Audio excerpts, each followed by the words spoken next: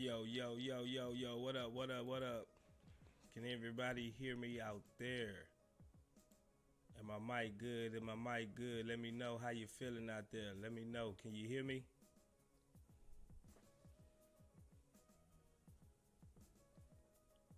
I'm good, I'm good, I'm good. What's happening? What's happening? What's happening? What is good with everybody out there? And we have a pleasant surprise today. We got a victory we can celebrate. The Rockets upset the Hawks 128 to 122 by some good games from several Rockets players out there. They actually put together a good game. You know how we do it over here. Let's see who we got in the chat with us today. Let's see who we got. Jeremy Clemens, what's happening? What's happening? He say, get out there, Rockets. Feel you. What's happening, little bro? You know how we do it over here. Jeremy, he's part of the Chop Shop. He's getting his stuff together. He's gonna make a debut soon. Appreciate you, Jeremy, for joining us. You know how we do it. You say my mic a little quiet. Let me see. Let me see. Mic check, mic. Yo, yo, yo, yo, yo. Do I sound a little better? Do I sound better? Let me know, Johnny Johnson. Do I sound better? Keep going down. What's up, Curtis Ho? What's up, Curtis Ho? You know how we do it. Curtis Ho says, bro, please make a how Garrison Matthews won the game vid after this. Garrison Matthews actually stepped up. He actually did what he was supposed to do. Zachary, what's good? He said, salute Space Ghost in the chat. You know what's happening, Zach. Houston got that big dub. What's good, Zach? What's happening, Worldwide Studios? What's good? Thanks you for joining the Chop Shop. Marcus West, thank you for joining us. J-Mon M, appreciate you for coming by. Sigma Miggs, what's happening? Swaggy D, Dan Deach, what's good? Johnny Johnson, what's happening? We're going to kick this off right in a minute, bruh. Let's see. Who we got? Cam, what's happening, Cam? Arsenio SP, what's good, Arsenio? Appreciate you. DF the God, what's happening? DF the God? Appreciate you for coming through. And we got a great dub tonight from the Houston Rockets. Like, we can't celebrate all the time, but we going to celebrate on this one because before I get into the breakdown and everything, I'm happy we won this because that dude, DeJounte Murray and Trae Young was trying to clown us, bro. They was really trying to punk us on our home court. And I like that the young guy stepped up and got scrappy with him. Like, man, nah, y'all ain't finna be doing this to us. And actually came back and stole the victory from them. That was real sweet. I ain't gonna lie. That showed a lot of resolve on our part.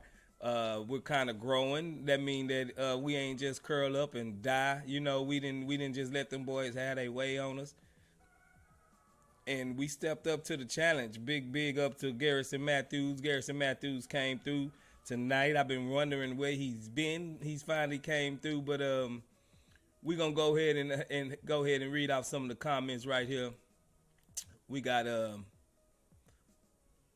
let's see. Worldwide Studios, what's good? Marcus West says 10 dimes for KPJ, not bad. 4 turnovers. Yeah, KPJ wasn't bad this game. I just wish he can turn off the mid-range game. His mid-range has been off this season, and he goes to that a little bit too often with a little hop step, follow through with a little midi, and he's been off on that this year.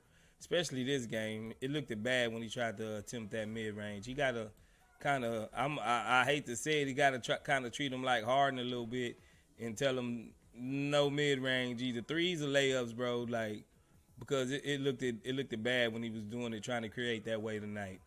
Worldwide Studio says hopefully Jay Smith starts shooting the ball better. I can't see the game, so I don't know what's going on with him. Jabari actually was good today. His stats probably won't tell how good he was, but he was actually good today. He played some good defense. He hit timely shots. Everything he wasn't throwing up wasn't going in, but he was hitting timely shots to get us back in the game and kind of extend the lead when we needed it. But he was good today, bro. He was good today. Sigma Mix has 5 threes tonight. For sure, Jabari, he did that. I think that's his rookie record so far. It's the most he didn't hit in the game. Dan Deet says Trey Young outscored JG and KPJ. D Murray and Trey outscored JG and KP by almost 40. Yeah, but they lost.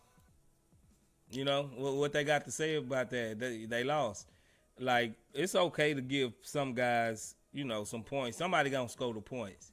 It's just that they didn't let other guys come with them. It was just a KPJ and DeJounte Murray show, and eventually a team beat two players. You know what I'm saying? Like, that's basically what it came down to. Swaggy D says Barry had some good looks, but also there's times where he's forcing threes. If the defender too close, pump fake and drive, he needs to drive more and cut more.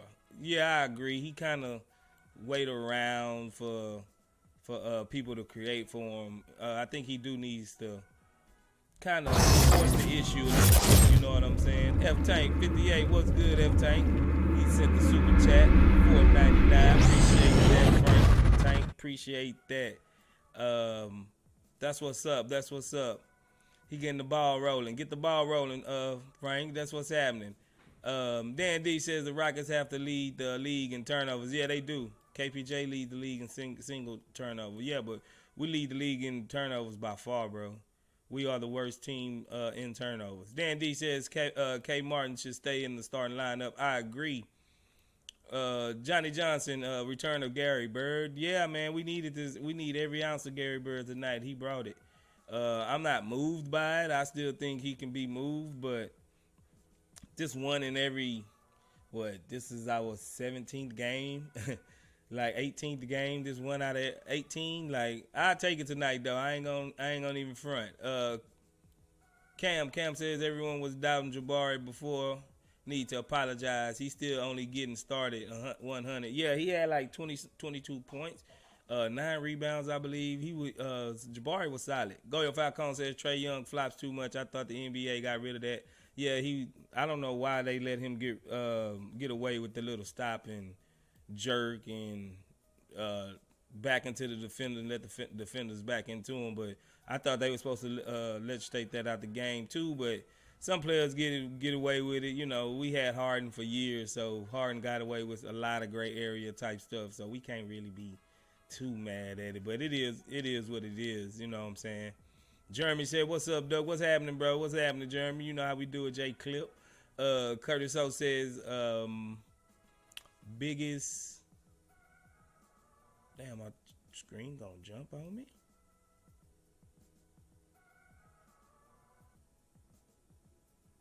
Oh, biggest upset in NBA history? Nah, it ain't the biggest upset.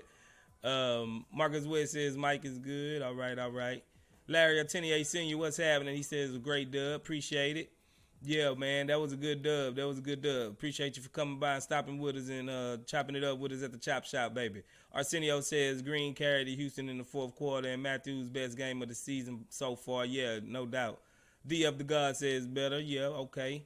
Step Back Takes. What's good? Step Back Takes. He's a member out here in our membership program. Appreciate your Step Back Takes for joining us. Johnny Johnson, Rockets radio name, Matthews player of the game. Yeah, he was a big spark off the bench. He had like 20. We're going to break down the stats here in a minute.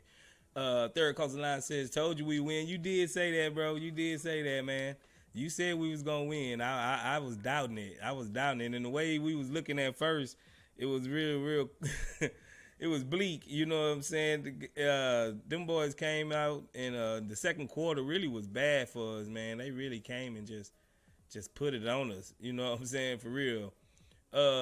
Frank, did you trying to jump on or what, bro? Let me know. Arsenio says Murray and Young trash talk a lot, but Green waved bye-bye to them when the game in. Yeah, that was that was good, bro. I'm telling you, like, They really was clowning, bro. They really was feeling themselves, bro. And I really was like, man, I hope we beat these boys. I hope they, get to eat every word. And they did. So I love it.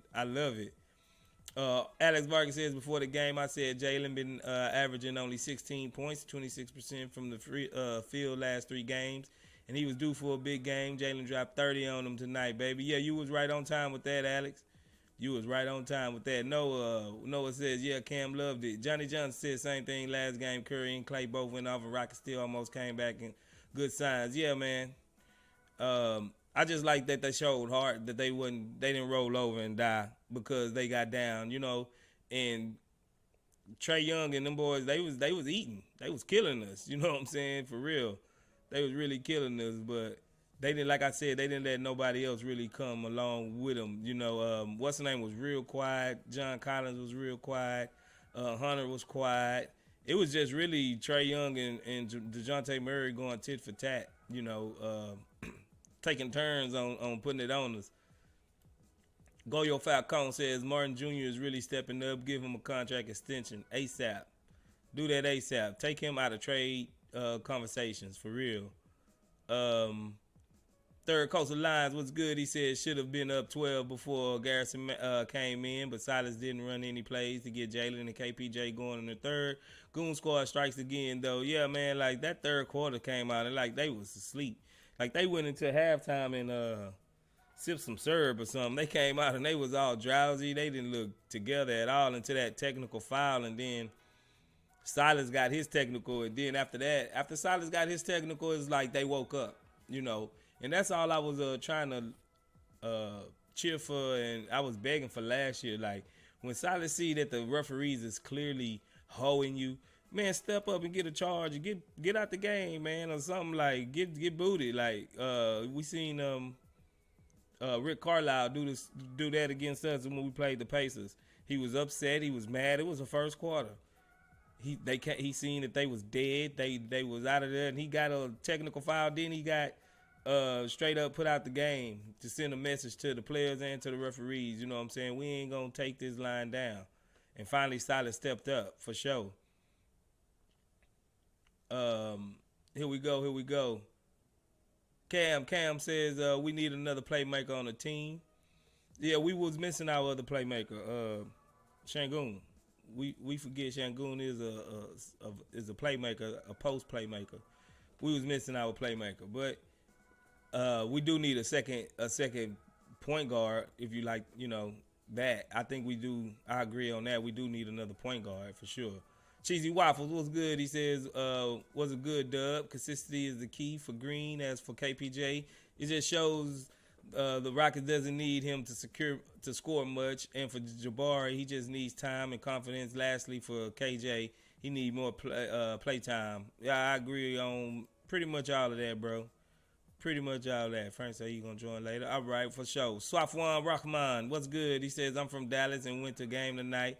What a game. I'm glad we won after they've been taunting us. Yeah, bro, that's for sure. I'm glad we won that one so they can go back to ATL all sour mouth, because they really thought they had this one in the bag against a young team like that, and I think they went up with like 18, and they was really clowning us, bro. I was like, oh man, we gonna take this line down like this, bro, and it was like they snatched our heart, but then we was like, man, Silas got tech, called timeout, got a couple of calls to go our way. Jalen Green started cooking, and then the rest is history, bro.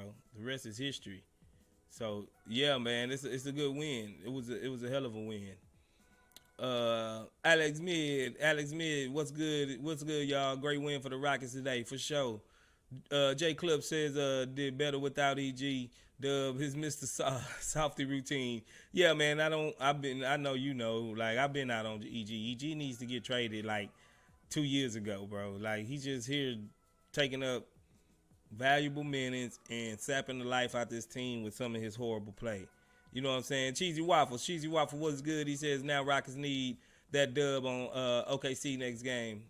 Yeah, man, OKC been playing good though, bro. Like, SGA ain't been playing, bro. SGA been on another level. That's gonna be another one where I think SGA probably cook us just like we seen these guys cook us tonight. But I think like our team is probably a better total team if we playing together. But I mean, we can't look past OKC for sure. We can't look past them. Jeremy says, remember that argument about why KJ should be considered as starting candidate? This is a prime example, bro. for sure, J Clip. This is a prime example that this boy needs to be in the starting lineup. Me and Frank, we've been lobbying for him to be in the starting lineup since last year, bro. It's so obvious now. It's like pretty soon he gonna mean his trade demands for real. Like, come on, man, stop holding him. Chetman said, man, she should have charged them refs at this point. Frank says, Jabari hasn't even scratched the surface yet, man. Yeah, he haven't, bro. He haven't. When that mid-range, about 50%, he going to be closing out games. For sure, man, for sure. Jabari, he's starting to get his stride. He really starting to show. He's starting to figure out the game. I think the game is starting to kind of slow down to him. He was moving a little fast early. He was chunking up shots. He was forcing stuff. And the guards wasn't really paying attention to him because when they did give it to him, he was missing. The best way, I'm not going to lie, the best way to get the ball, you got to earn the ball. You got to hit shots when the guards give it to you because Kobe and Jordan, if you don't make a shot when they pass to you, they going to look you off. You know what I'm saying? So it is kind of human nature for the guards to keep looking somebody off that's not hitting their shots. But he's starting to prove that he can hit him, he can knock him down. I seen him with who was that in his face? Okongwu, somebody was in his face, and he just drilled it. You know what I'm saying? Like, he's starting to show. Cam says exactly, they only doing all that because we the worst team. They ain't even have none of that energy with no other team. Now they playing goofy. Yeah, bro. Like, they can laugh now, but I think give us 2-3 years. Look where they at. They been together. Trey, what, 5 years in the league already? Like, them boys is good. Like, they already been there, done that. We trying to get to where they at. So, but we gonna have the last laugh for sure. Frank says that baseline chat. Sigma Mig says I'm excited on what Jabari will become. Sigma Mig says SGA is gonna go off on the Rockets. Yeah, but I don't think nobody else probably will. J Club Jeremy says if Barry start being a closing option, that'll change my whole outlook on him. Yeah, me too. I think he can though. He's gonna have one of those unstoppable shots. He's gonna, like Frank saying, he's gonna have one of those unstoppable shots. Frank also says y'all check me out on the Spaces last pod. If you haven't, in the first segment, we talked about Jabari ceiling, and second segment, we talked about KJ chop shop no ball. You know it.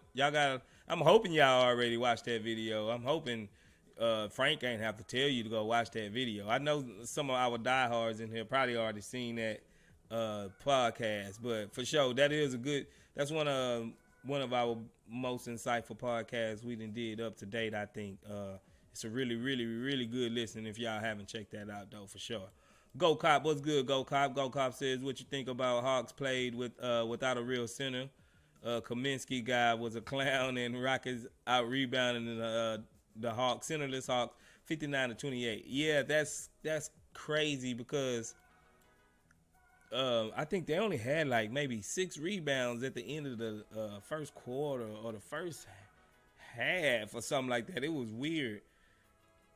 But they was making shots, so they wasn't really taking it out of the net. I mean, taking it out for the rebound. They was taking it out of the net a lot, especially in the second quarter. So, but yeah, that is weird how we actually out-rebounded them last game by, I think, like maybe 20-something rebounds.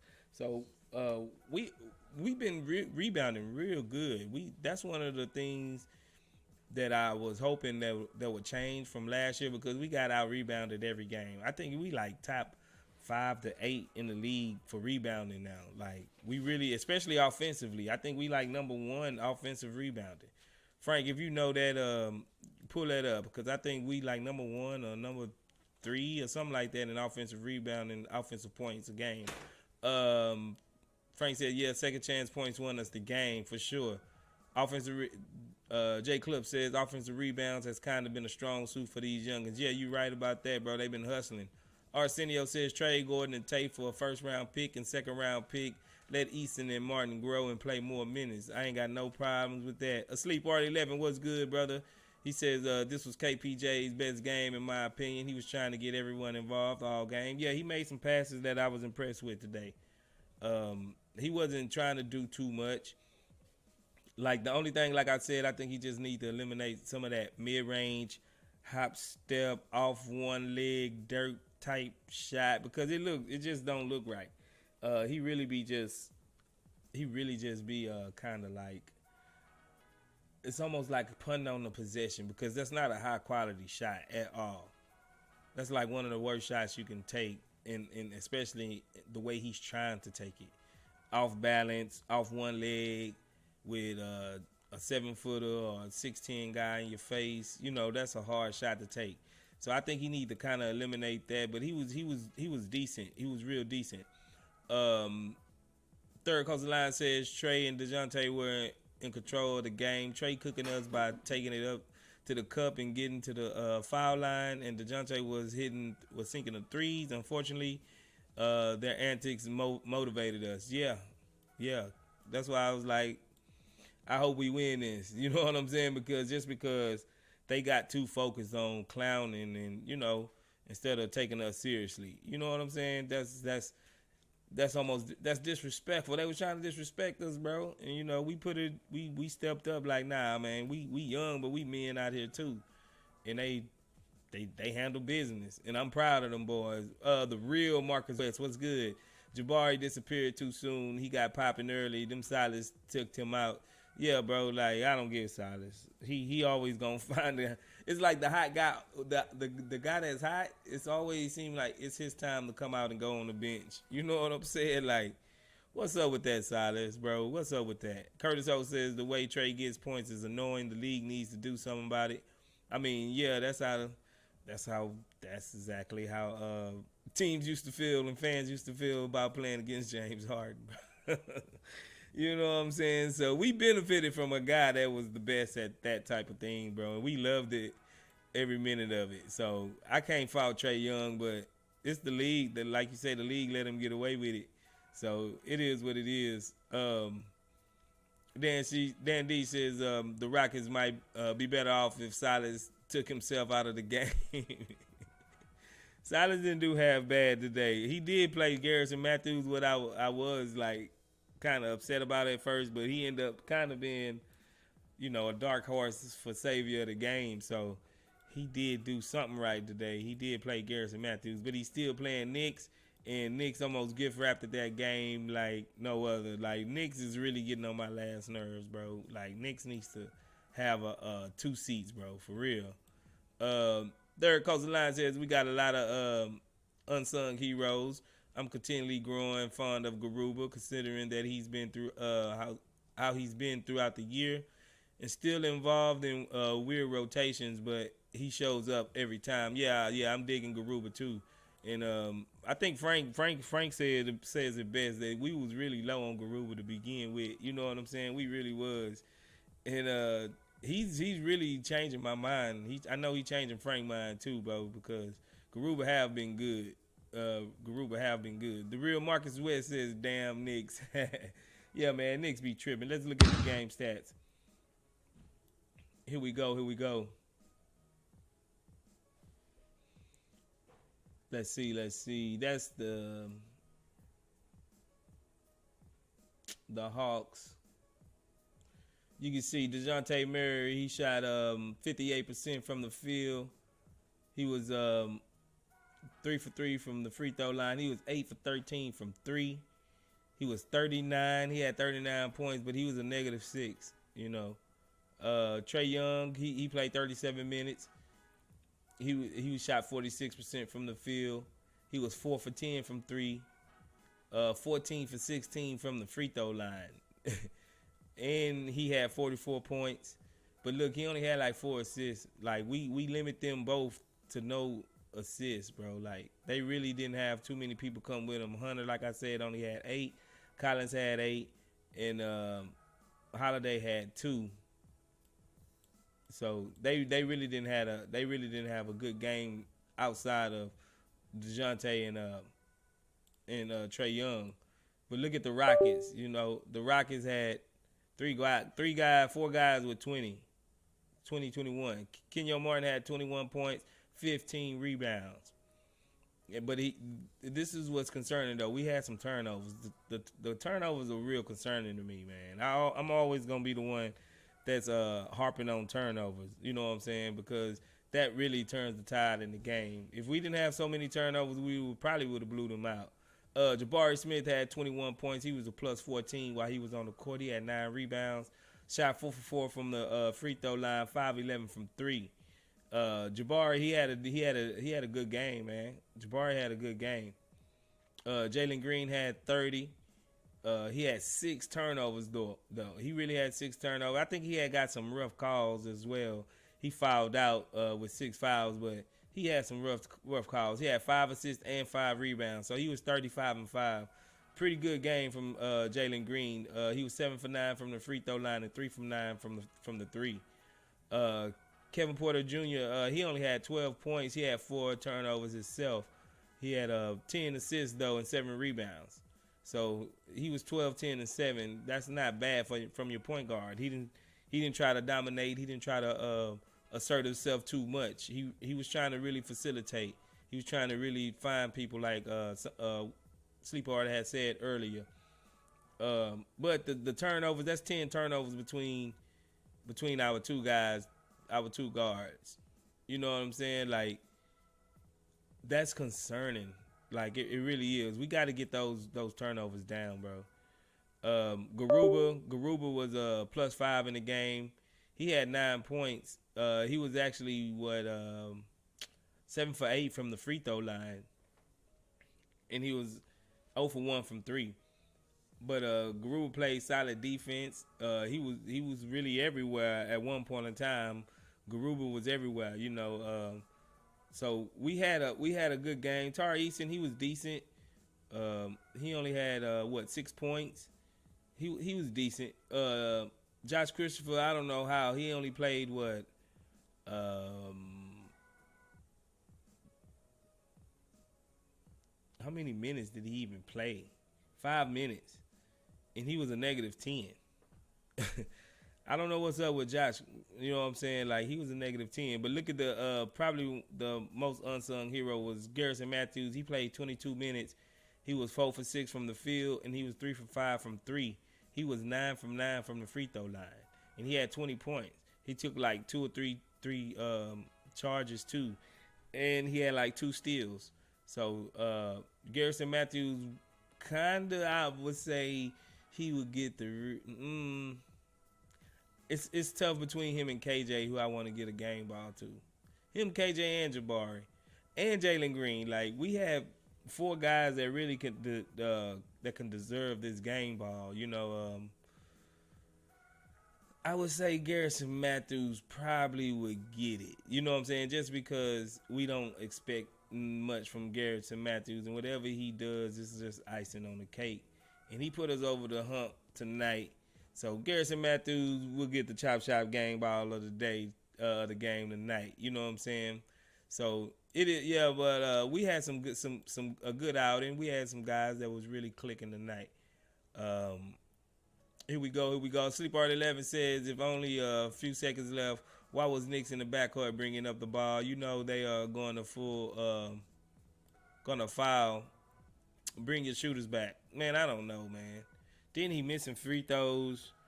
I don't know what Knicks got over Silas, bro. Like, I don't know what he got over Silas, but I'm tired of the Knicks experiment. Really, I'm so tired of the Knicks experiment, bro. Every game he finds a way to make me even mad at him. Chatman says, got to get going, but y'all have a great night. And if you haven't already, go and check out the video Shop did of Jabari and KJ Martin. It's some of the best Rockets content. Appreciate you, chat, man. You have a take it easy, bro. Appreciate you for being one of the loyals around here at the Chop Shop. Third Coast Line says Tari was sneaky good today. His stats don't jump out at you, but those rebounds were timely, and he ripped the ball and gave us an extra possession when we were heating up. Yeah, he was. He just didn't, like you said, it just didn't jump out the screen at you, but he was solid. He was solid. It ain't like he was a negative. He sucked or nothing. Curtis O says JC got no game. Yeah, man, I don't know what's going on with Josh, man. His whole confidence is out of there. His whole confidence. He said I would say waive him. You want to waive him? Oh my goodness. man, y'all boys brutal.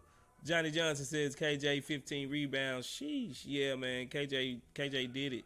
KJ, he needs to be starting, bro. He really needs to be starting. Third Coastal Line says Jacob is in the gulag. He's looking like Garrison has been all year. Yeah, until today. Yeah, man. Like Josh Christopher, I don't know what's going on with him, bro. I don't know what's going on with him for real. Arshawn Marr says how he goes. I'm shocked with the win, but glad it will be boost the confidence of the boys. I have never had a proper problem with Matthews. Just feel like he never been used right. What is Knicks doing here, by the way?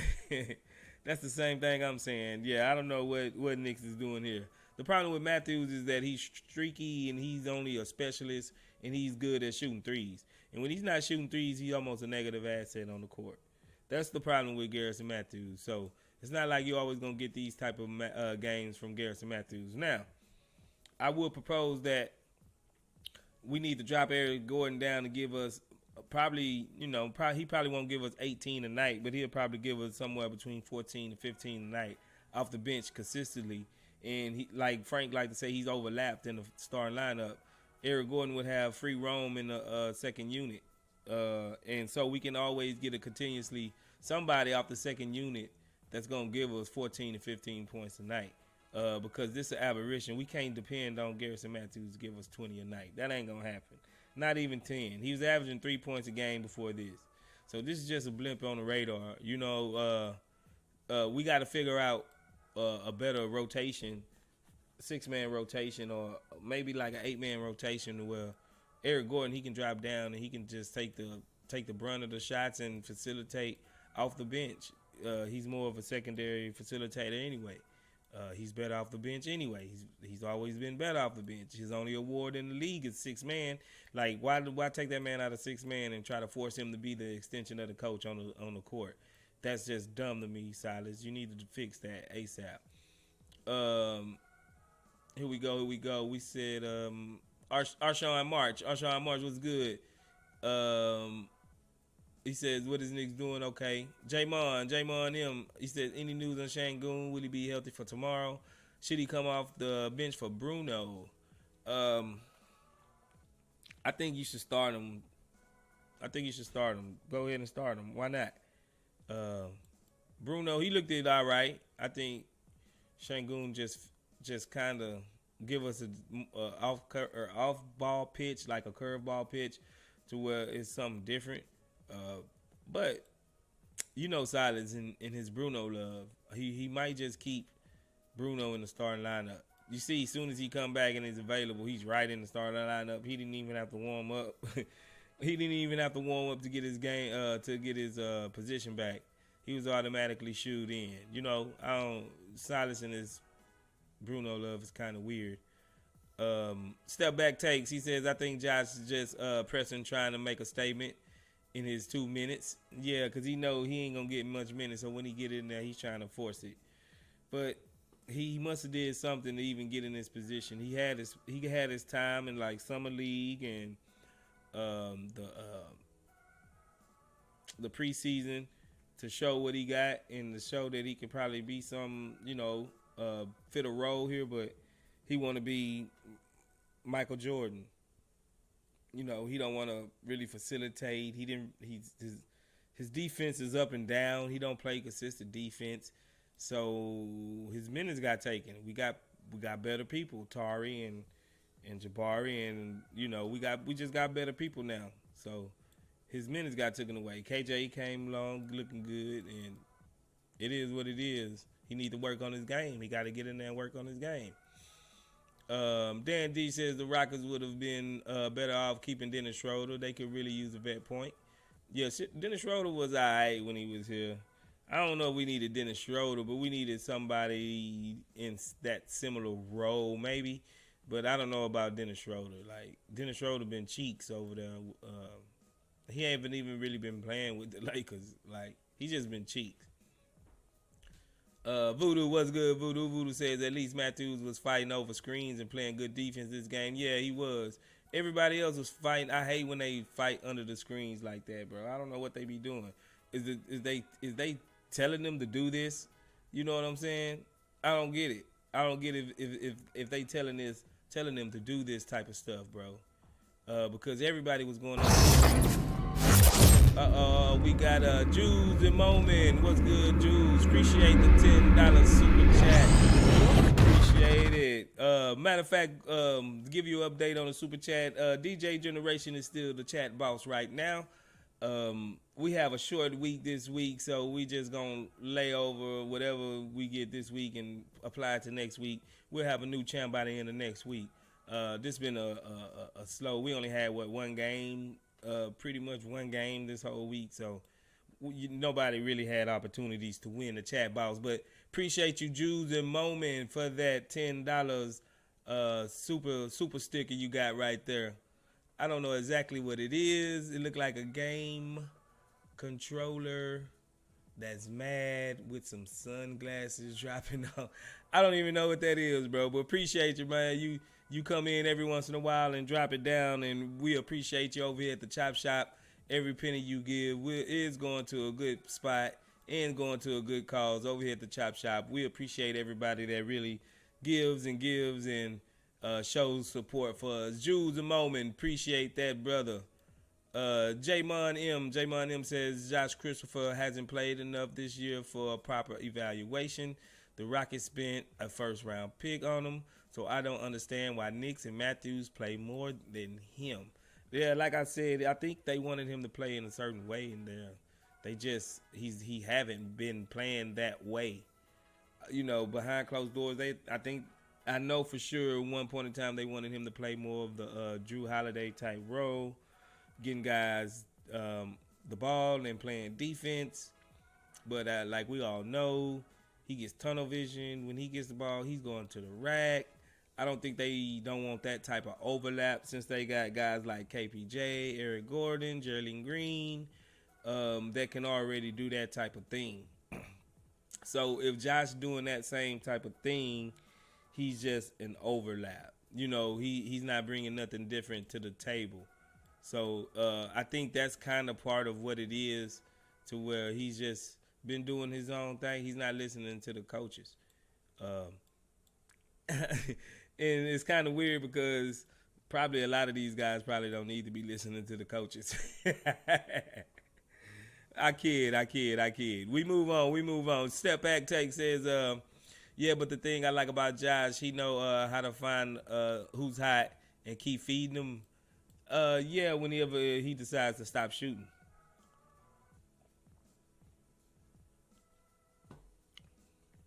Yeah, but I agree. I mean, if you spend a first round pick on a guy, that don't mean that he's really guaranteed PT. But you do at least want to give him enough PT to know what you have in him. You know what I'm saying? So, yeah, I agree to a certain extent that Josh need PT, but it is a roster crunch. It's a real roster crunch to where, Tari's not really getting the amount of PT I think he needs. And I don't think who I said, Tari. Yeah, I don't think Tari getting the amount of PT, and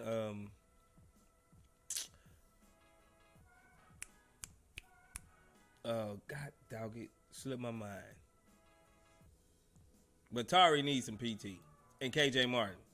Tari and KJ Martin. My bad. I had a brain fart. Sigma Mid says that emote is a lot. You mean price? Yeah, I see it's worth $10, but we appreciate Jules and Monin for doing that for sure. Voodoo says Josh knows how to find out who's hot. When on 2K they had to sit him in summer league because he wouldn't pass. Yeah, man, that's what I'm saying, and he's kind of continued that during the preseason. I think they just want Josh to play a different role that he's not familiar with. So he just keep reverting back to what Josh knows. You know what I'm saying? Like, and maybe they trying to get through to him by sitting him on the bench, letting him watch from the sideline. Maybe he need more of a learning lesson to the coaches, and maybe he can get that from on the sideline. But, yeah, It's something up with him. It's something definitely up with him. You know what I'm saying? Here we go. Here we go. Curtis Ho says that's Gary Bird. Got his swagger back. He needed one of these games. That's for sure, bro. That's for sure. Sigma Mid says no, not the price, but the design. Okay. Yeah, that's look like a game controller, bro. It look like a game controller. Step back. Tay says yeah, but like Amani Brooks, he would get most of his shots from Josh. He the only one that could get the ball to Shangoon. He was the only one looking for Jabari in his small amount of minutes. I mean, he showed spurts. I mean, I'm not saying he's trash. You know, I'm not saying Josh Christopher's trash. I'm just saying I don't think I don't know, man. We dealing with silence, man. I'm trying to, get in this man's head. And Silas is the last guy I think I can figure out right now, because some of the things he does is, it's very, very questionable. You know what I'm saying? But I mean, I guess they have their reasons why they're not really playing Josh Christopher. I really haven't heard. Like I said, I haven't heard why. Even if he's upset about it, because on the bench he looks all right. He's still cheering. He's still engaged in the game. Maybe they just came to him and like, hey, maybe you need to just watch more and intake the game and study the game from the sideline maybe. And he was like, okay, I can see that. And they just keeping him loose every once in a while, strutting him out there just so he won't get totally bored on the bench. I don't know, man. It's really weird. It is starting to get weird with Josh Christopher, bro. Step back says he just reckless when he looking to score. Voodoo says, I predict we beat OKC tomorrow too. Man, I mean, we did a lot of running this game, and we did a lot of mistakes. We had like 20-something turnovers. We made a lot of mistakes this game. Hopefully, we can get right back on the horse and pull out another victory. But it's gonna be tough on any back-to-back for a young team. But we did just have 4 games off, so I'm hoping Jalen all right. He kind of went down. He was limping a little bit after that little bump on the ground. He kind of, fourth quarter, he kind of not disappeared, but he wasn't as effective as he was in the third quarter. But hopefully we can beat OKC. Hopefully we can beat them. J-Mom says OKC on the back-to-back too and went into overtime tonight. Okay. Well, I can see us beating them then. As long as most of our guys that play tonight, if they play tomorrow night, because a lot of guys, they like to play one stretch of the back-to-back and then be out the next stretch. So you can guarantee you might see Eric Gordon back tomorrow. I'm hoping not. I'm hoping Eric Gordon just sit both of these out. Just chill, Uncle EG. Chill, man. Get you some icy hot. Wrap up your knees. Get you some hot cocoa with marshmallows, because that's what he look like he drink. He look like he drink hot cocoa. He don't drink coffee. He drink hot cocoa. And chill and enjoy yourself and watch the young Rockets play, man. Like, don't get in the way. Don't get in the way. For real. Yeah, but since OKC is on the back-to-back too, let me see if I can do. I don't know who's playing for them.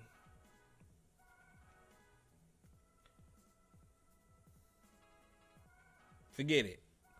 Yeah, I'm predicting to win too. We're going to get our first 2-game winning streak popping off tomorrow. You know what I'm saying? For sure. I'm hoping, I'm going to ride with y'all. Y'all say we're going to win tomorrow. I'm saying we're going to win tomorrow. DJ Generation, the chat boss is in here. What's happening, DJ Generation? Appreciate you for dropping by, bruh. You know how we do it. Chat boss. The chat boss, DJ Generation, is here. What's happening, bro? Good looking out. Mario Gonzalez, what's good? He says, Giddy, SGA, Williams, Dort, Poco. Yeah, we can beat them. Jalen Williams been good though, bro. I'm not gonna even front. Jalen Williams might mess around and do us wrong or something. Mario Gonzalez says take care of SGA somehow, and the rest is a piece of cake. Yeah, I mean they kind of built like the Indiana Pacers. Well, Halliburton do a lot of the creating, and SGA does a lot of that creating and scoring for him. You know what I'm saying? So, yeah, of course we got to stop SGA. I mean that got to be number one on the list because he's the only rightful superstar that they got. You know, so yeah, for sure they gotta take care of SGA. GJ Generation says technically for tank purposes we want to lose to OKC. I forgot you a tank man, DJ Generation. Yeah, you right for draft purposes. You know what I'm saying, but a win is a win. Like we need some of these. They already up on us like 2 or 3 wins anyway. You know, beating them ain't gonna really hurt our draft position right now because we the worst team in the league right now by like 2 or 3 games. So we ain't really gonna hurt our tank that much by beating them. You know what I'm saying? Now if we go on the 4-5 game winning streak, then y'all can get word. I don't see no 4 or 5 game winning streak coming up anytime soon. You know what I'm saying? DJ Generation. Oh yeah, chat boss posted the emote. DJ Generation says I'm glad we won tonight though. He says I ain't mad. J Mom says we don't have to be the worst team in the league. Only one of the 3 worst teams. Yeah, for sure. That's what I'm saying. Like it ain't gonna hurt us by beating OKC one time. It's not gonna hurt us. We need that confidence. You see how Bari acting right now? Bari got a little swagger to him now. He was looking dead in the water like a week ago. You know, he was looking like he was at his lowest. But like we always say, shooters keep on shooting. Eventually gonna come out that funk. And Jabari, he's coming out of that funk right now. And he's starting to look like, hey, he's starting to look like something out there. You know, he's starting to look like something. I ain't even mad at him. DJ Generation says, nah, after tonight, we got 4 wins and everybody else got 5 wins.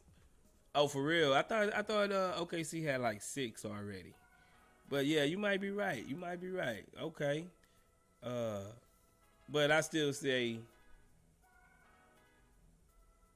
forget it. I mean, let the guys tell us we need to tank. You know what I'm saying? If we can beat them, just beat them. We'll sell out the tanking madness like the last month of the season, 2-3 weeks of the season, and then we can start actively tanking if we have to, you know. But right now, let the young guys play.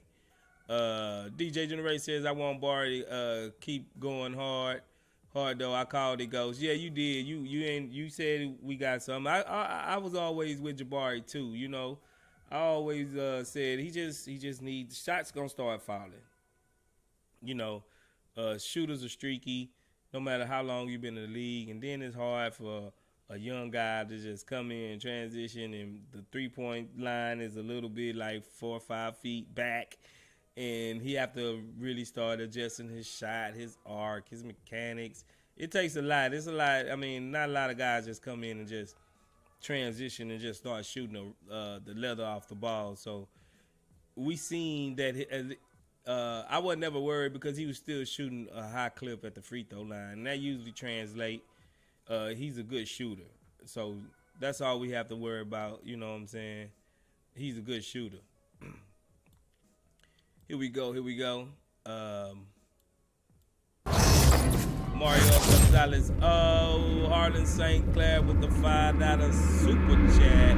Appreciate that, Harlan St. Clair. Let's see what he says. He says, get Frank up here so we can chop up how criminal it is having KJ coming off the bench. The cat's out of the bag already. Let me send Frank the link and let me get him up here. This doggone thing is tripping. All right. Let me get Frank up here. Let me send him the link. Y'all be patient with me as always. Harlan St. Clair, want my boy Frank up here. Let me see. Young Gato says start KJ season. Yo. Young Ghetto gonna be forever screaming that. Give me a minute, people. Give me a minute. Here we go.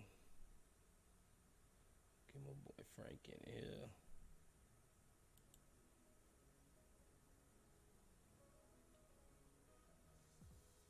Yeah, but appreciate everybody for coming through. You know what I'm saying? Like always, giving everybody this hot flavor. We at least we in here on a good note today, fellas. We in here on a good note. You know, we in here on a win. Um, boys playing good. Boys played well. Potentially can have another win tomorrow. So yeah. Oh, that messed my cam up.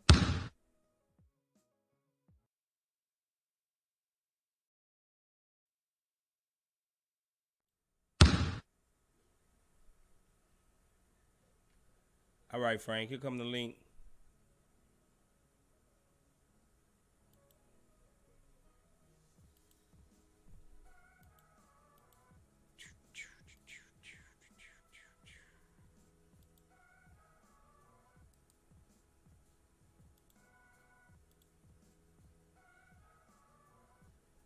I dropped that link in there for you, Frank.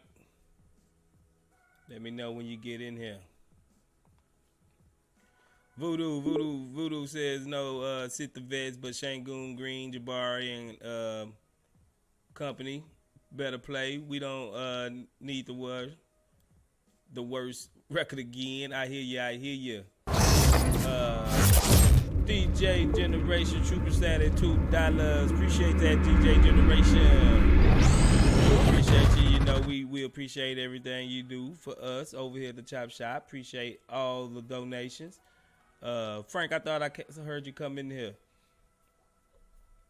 Appreciate that, DJ Generation.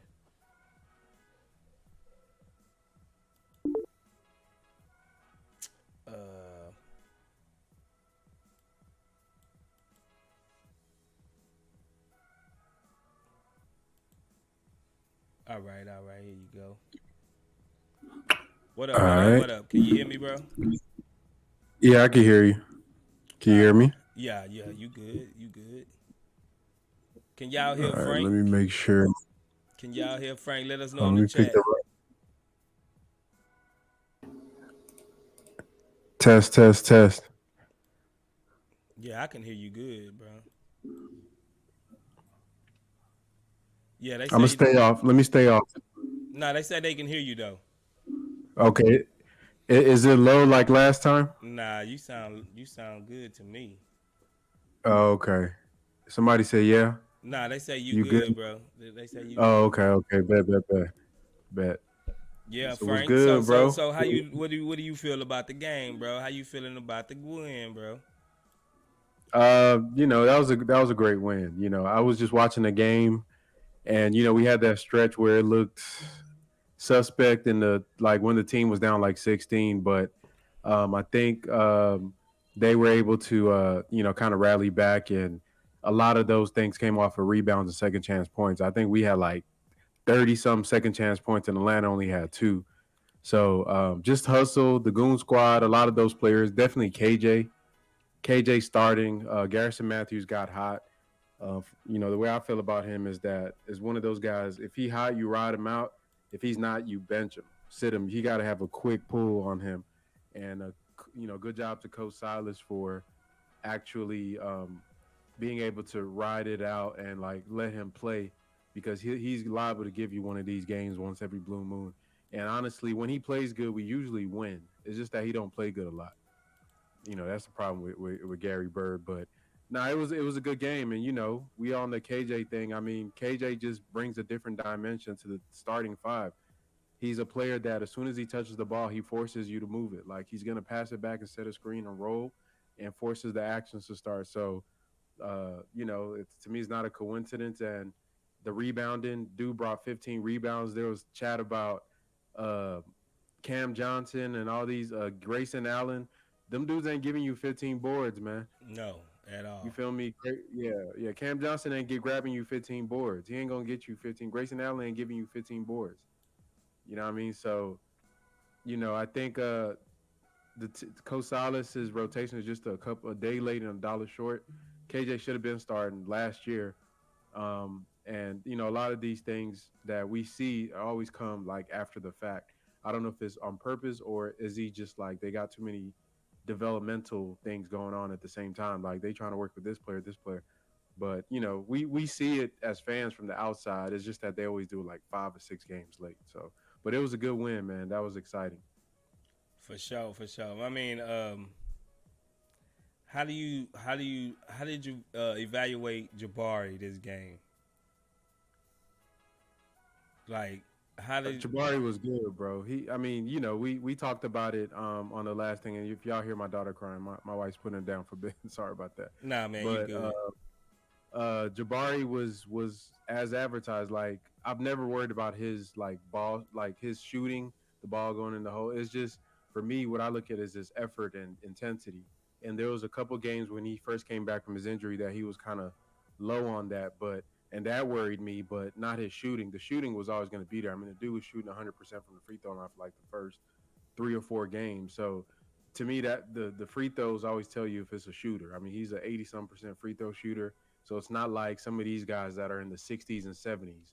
So Right. the shot's there. It's just a matter of him playing defense and just getting comfortable. And the first play of the game was for him. And I feel like when he get one of those and it goes down, it really sets the tone for him the rest of the game. So I'm Mm-hmm. glad that they're starting to do that. Like run plays for him. To me, they should do it every timeout, every like start of a quarter.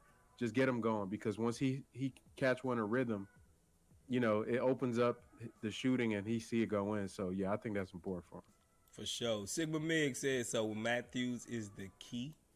I would say, like I said, it's not Matthews is the key. It's just somebody else off the bench that's giving you valuable plus minutes. Because KJ Martin off the bench, he gonna give you valuable plus minutes. And we really it's hard to find that second guy that's gonna give you almost points and defense. Because Garuba he gonna give you defense, but he ain't gonna give you too many points. But I think that's the exact reason why Eric Gordon needs to go to the bench role. Because he can give us Facts. that 14, 15 points a game off the bench that'll solidify, you know what I'm saying, another scoring type guy off the bench. It just makes more sense, bro. How you feel about that? Yeah, that's facts, man. I think, the rotations definitely play a big part of whether we win or lose. And I think a lot of the reason that I've been low on Silas is because he actively loses games with some of the decisions he makes with the player rotation because that's just as important as anything else. So, yeah, it's little stuff. I mean, the talent is there. If it's like talent for talent, we got a real talented roster. They all don't fit all the time, but you can maximize some of their fits by playing certain players next to each other. And if even people say, well, they're just developing, to me, they haven't even played rotations that would be ideal for development. You feel me? Like KJ Martin is only 21 years old. What is playing Eric Gordon or some of these or Tate that's damn near 30 over him? What does that do for development? You feel me? So it's just to me, they've always been trying to win games with their rotations, and I think he's just not good at it, but he's getting better because he's also developing. Coach Silas is a developing coach because he's young, so he's getting better at his rotations, and that's something that's going to come. Now, to me, a developing coach is okay, but when we get to the point where we're trying to win, I just don't see him and the lack of experience he has as the guy that's going to be there for that. I can see him, like I said, with the JB Bickerstaff role where he gets his feet wet as a head coach here in Houston, maybe tours around a little bit, then maybe in a team or two later, he'll finally arrive where he feels comfortable and confident and knows like exactly what he wants to do. Because I think he is a good coach, like X's and O's wise, and he got all this knowledge and he can help a team win. It's just that when you're new and you're working with new people, it's really hard to build the structure that's consistent because you're learning day by day too, rather than somebody that's been a coach for like 20 years, a head coach, went to the playoffs, been seen it all, experiences it all. Then you can come in, you already know what all the ups and downs are from the get go. So I think he's just like learning himself, so he'll get better over time. But the way I feel about it, he can help some of these kids develop. I'm really curious to see how Jabari develops under him because I've never seen him or his system, and he doesn't claim to develop a big because Jabari is a forward, a four. And if we get Wemby, I honestly don't want Wemby on in a 5-out system. So if we draft Wemby, to me, it's almost automatic. We got to go in a different direction as a coach because I don't want Wemby just setting screens and rolling to the basket for dunks and being popping out for threes. So it was a good game. He did as best as he could. I'll give him kudos for that. KBJ did okay. He had a mixed bag game, but he didn't try to dominate the ball going down the stretch, which was a big step for him as well. Because usually when he's even if he's having a bad game, is like in the fourth quarter he just gets tunnel vision. So he kind of let the other guys kind of play around a little bit too. So good game from everybody. I think they really took this victory from the Hawks. For sure, for sure. DJ Generation got a question for you, Frank. He says, "How can we keep the opposing backcourts from killing us every game?" Well, that's a tough question, bro. I'm sure everybody, Coach Silas asking the same question too. I'm not sure, man. It's decent defensive concepts, so sometimes miscommunication. I mean, and those are two guys that are really cold, so it's just really really hard to answer that. It's different reasons every game, but it ain't Shangoon. I hope y'all know that. Like people try to see, like Bruno was getting cooked too, and the defense wasn't no much better with him on the court because a lot of the issues we have is the help side defense. Uh, just young guy stuff, bad schematics, going under on screens. They don't do good at making adjustments in game. Like the scouting report may say, what's his name? Murray is not a great 3-point shooter, but if he hot, you gotta like have the intuition, be like, bro, I'm gonna take that away from him in the game. Like you can't just keep doing the same stuff. Like, okay, it says go under on him, so we're gonna keep going under and let this man break his own 3-point record. Nah, bro, like, okay, coach, like it's I'm gonna step up on the screen now. And I don't know if maybe the player's too young to do that, or the coach has got to tell them like, hey, he's killing this. So stuff like that, just making in-game adjustments, and that's on coaching and the players. They just got to be smarter in doing that. We just don't have a lot of guys that have the IQ and the experience to do that. That's what I think. I seen them doing it on Trey Young though. They was making Trey Young a driver most of the time. He had to take some long shots if they was 3-pointers. But yeah, they was just letting Murray. They was just letting Murray just shoot. Hell, he looked like Curry. He did look like Curry. Like he was Curry. what 8 for 11 tonight. Like it was crazy. That was really crazy, bro. Like, but they kept on going under the screen. You know what I'm saying, as you said. But I want to see our coaches. Somebody make that adjustment. You can still adjust mid game. Like, who says you can't make adjustment mid game? It's like he think he's gonna overload them with too much information at a short period of time. Nah, man. Like these some grown boys. Like they men now. Like put it on their plate. Then you know what they can handle and what they can't. This is the time to figure all that out. That's a good point. One thing I also noticed in this game is that Jabari, if you remember the last time we played the Hawks, he actually played the 5 a little bit, and he was in a drop. That was one. I think that was one of the first. No, maybe it was the. Yeah, it was the first game of the season. Yeah, and I was like Jabari at the 5, Jabari at the 5, Jabari at the 5. He played the 5 to close the game, and that was one of the reasons where we had to shut them off because. If y'all go watch that old Hawks game and look at where he was guarding Trey Young and them from, and watch this game, it's night and day. And this is what I was saying. Like, dude, you got the God gift of being 6'11" and being able to play on the perimeter. Why in the hell are you 5-6 yards down in the paint guarding these shooters like you Capella or somebody, or you like Bruno or Şengün? So that was always weird for me to see. I don't know who to blame for that. Is that Jabari or schematics? I've seen Jabari switch.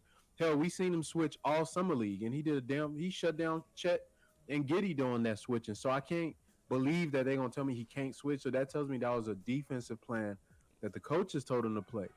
But now they fixed that where when he's playing the 5, he's stepping out. Like he damn near, like he's stepping out on the dudes and daring them to drive. And most of the time they pass it out because he's just so long that you can't drive around him. So, what I mean? It's just little stuff that's like, okay, bro, we could have done that a long time ago. But it's better late than never, and I'm glad that he's playing to his strengths now. He's on defense, he's helping on the weak side.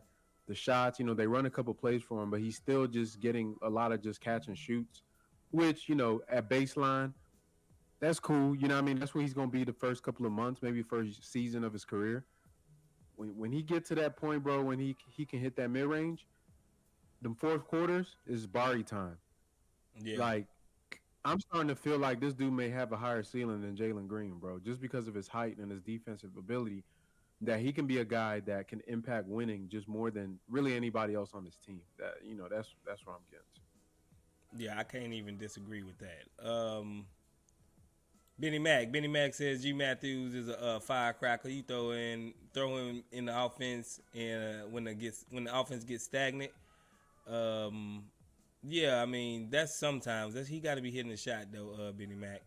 Young Ghetto says ATL backcourt had 83 and it wasn't enough. That speaks to that chemistry that they have with KJ in the lineup and with EG on the bench. Yeah, I mean, KJ was awesome tonight, bro. Like, KJ was awesome tonight, bro. 21 and 6 and 15. I mean, it was hard for me to decide. It was between him, Bari, Garrison Matthews, even Jalen Green. Like, those four guys really impacted this game almost equally in different ways. Here we go. KJ had 21 on 77%. That's efficiency. Oh, for real. Harlan St. Clair, yeah, man, that boy was efficient tonight. He started off a little rocky, but then he got it together quick, and it was like boom, boom, boom. Man, start KJ. Jose Potter, what's good, Jose? He says, love KJ. I hope this game shut them trade rumors up. Me too. Benny Mac says, for real, young Edo. DJ Generation says, Silas is getting exposed for poor game management skills, but he did good tonight. How long have Silas been getting exposed for poor game management skills, Frank? You still there with me? Yeah, I'm here. I mean, I don't know about exposed. I mean, I think he came in out the door. Like, to me, to get exposed is like people had to think you were something else. I don't think anybody gave him that credit. I mean, we've been complaining about damn near the lineup since he arrived in Houston, and it just gotten worse over the last year and this year. He's starting to, he's been doing good as of late. Like the head scratchers are going down. And I think that really translates to some of the close games and the things that we see. And once again, I don't think he was doing it out of some big brain, like we're trying to tank, so I'm going to do dumb lineups. I just think he really was just learning, and he's learning and getting better. He said it himself in the summer that he's still learning his coaching voice. And, he's a new coach, so he got to learn all these things and know how to feel out a game instead of just go by your book. I don't know who I was telling. I think it was you or somebody I was talking to. I think I was on one of these podcasts I was doing, and like when I first got my job, bro, I used to do everything by the book, bro. Like my first year, and I worked as a nurse, so I'm doing everything by the book because I'm scared I'm gonna kill somebody, right? Right. And you literally have my nursing book with me at work. Like I be reading out. The problem is that when you go by the book, people don't look like the book. Like my book may say somebody that got diabetes look like this and that. The person in real life don't look like the damn book. Right. So I'm doing stuff by the book, but it don't match my experience as in real life. And I think that's what happens with young people, no matter what your profession is.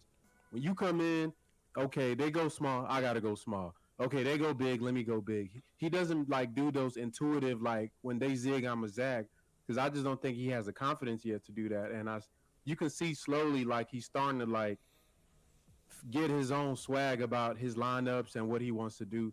And, I hope he keeps getting better at that because, it's very crucial for the team.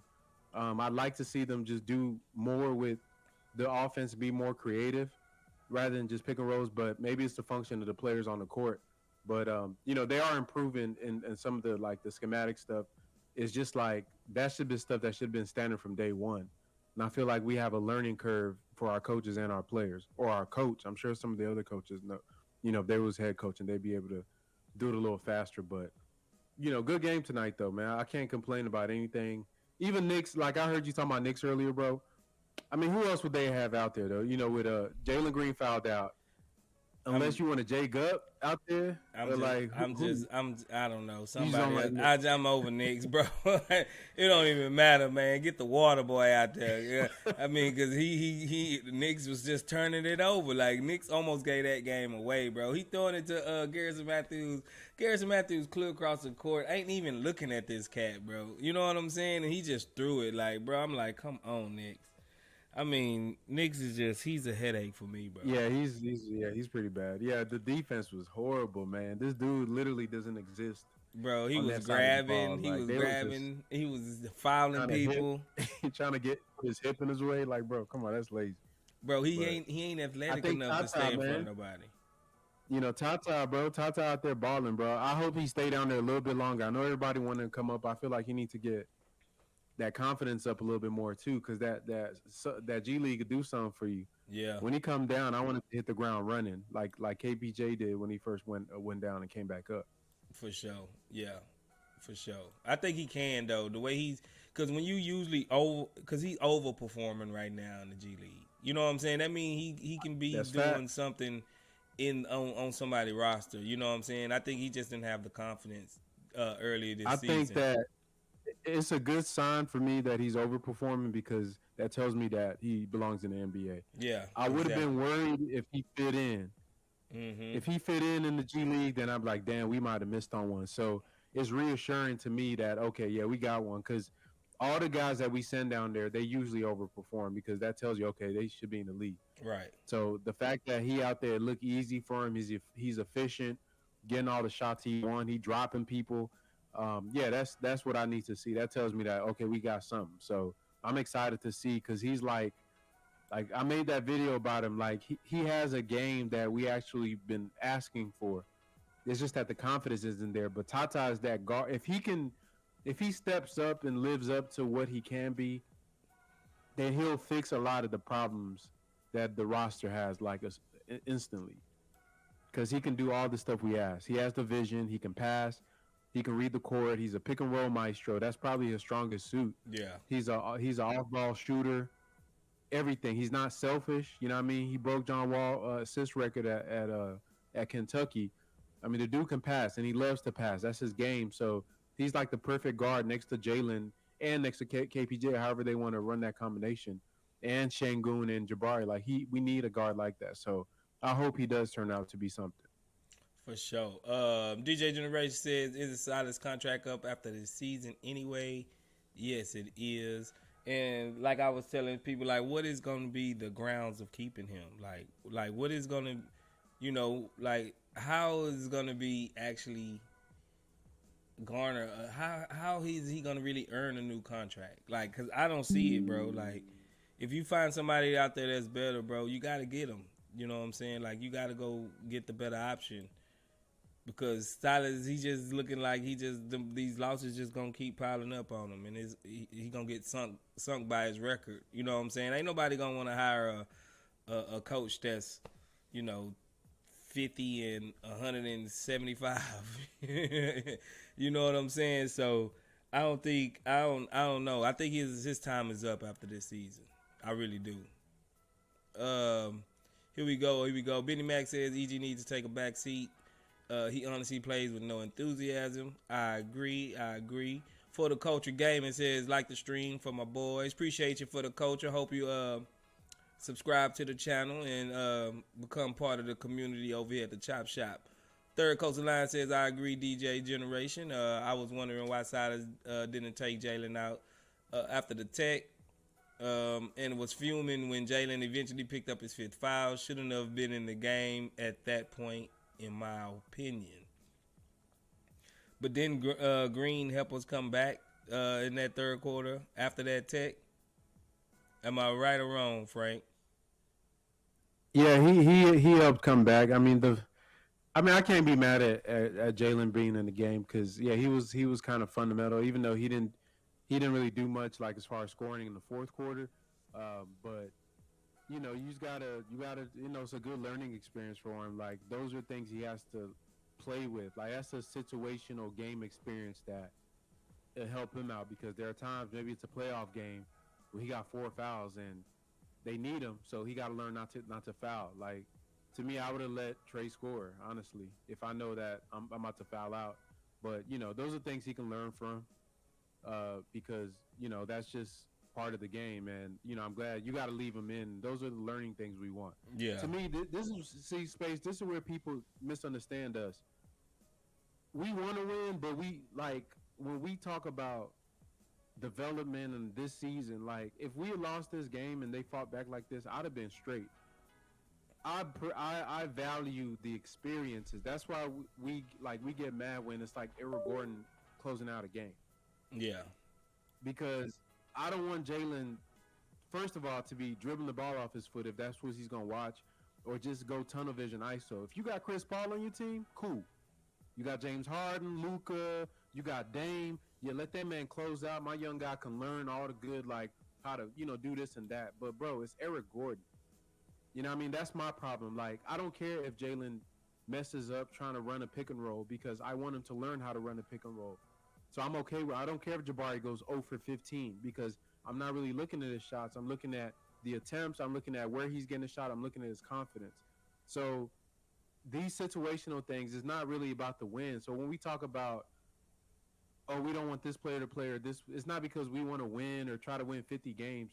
It's just there's more you could do with this roster, just in my opinion, that, and that's just, like I said, I think Coach Silas is trying to win games. That's why you see a lot of these lineups. But, yeah, I think Jalen played a good game. Not his best game. Even though he scored 30, it wasn't a clean 30. Right. It was kind of up and down. It was kind of, you know what I mean? But, yeah, he played a good game. I like the activity. I like the interaction with him and Jabari, him getting in that little raucous for Jabari. I like that. I love Jabari, bro. I'm telling y'all, man, this dude is a dog. He an a-hole, man. He was an a-hole at Auburn. He was an a-hole in Summer League. If you watch him, he talk trash. He get in people's face, and people think he's like this square. He's not, bro. This dude is a thug, bro. Jabari is a rider, bro. And he's going to end up I'm telling you, he's going to be like a leader on this team fairly soon because he just has that aura about him that he doesn't like to lose, and I love that about him. I never want any of our players to be okay with that. In fact, I was a little disappointed when Jalen had made that comment about we're a rebuilding team, so we're going to take our bumps. Like, bro, I do not want to hear that from you, bro. You know what I mean? You're a player. I don't care if we the worst team in the league. Every game, we supposed to win it. That's what I'm thinking. Yeah. And so that loser mentality, like, we don't need none of that, bro. I need all these dudes to be like, they trying to win every single, whether they're going to lose all of them, try to win them. So Jabari, man, I think he's the right culture guy, bro. And I think he's going to change everything. When he tried to fight Jalen early in the season, that's all I need to see. I was like, okay, he's a guy. So, yeah, I'm happy with how he's developing. For sure. We getting a little behind, so I'm going to run through some of these. I'm sorry, man. Y'all be chatting a lot, so I'm kind of not going to be able to hit everyone's questions. But if you have a real question you want to hear, the super chat going to get you 5 minutes if you hit it with the super chat. That'll get my attention right now because we trying to kind of falling behind. I do want to get to everybody, but unfortunately, it's a lot of comments. Here we go. We was at Jose Para, Photo Culture Gaming, DJ Generation. He says, I do credit coaching when I saw them switch to zone for a little bit. They must have saw Frank video. Maybe they did, bro. Third Coast Line says, absolutely. Daniel Ty says, Rocket solely ruined my parlay tonight. Sorry about that, Daniel Ty, but we got us a win.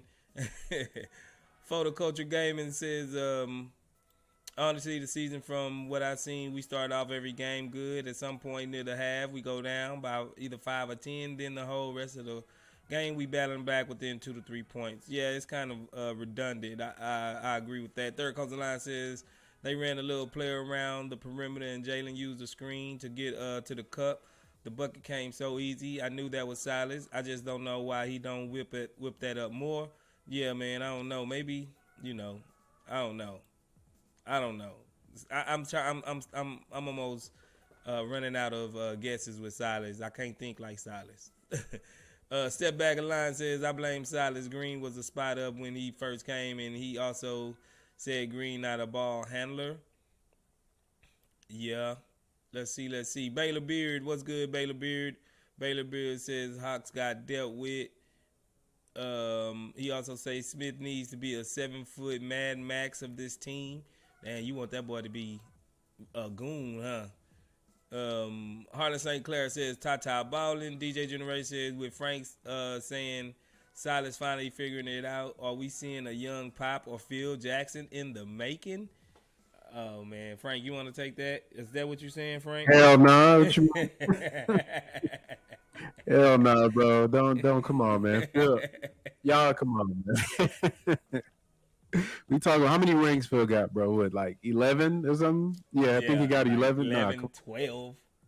Yeah, come on. Let's not disrespect Phil like that. I mean, Silas is like cool, but if you go watch young Phil, man, he was not no Zen master when he was starting with the Bulls, bro. That dude was fiery. He was yelling, and I mean, yeah, he a different beast, bro. Like he cool off the court, but Phil Jackson was a hell of a coach, man. That dude, plus the offense, him adopting the triangle and making that a thing, especially when you got a guy like MJ and then Kobe. Mm-hmm. Yeah, man, just different mentality, bro. Different mentality. For sure. Baylor Barrel 3 says free Tata. Benny Mac says free Tata.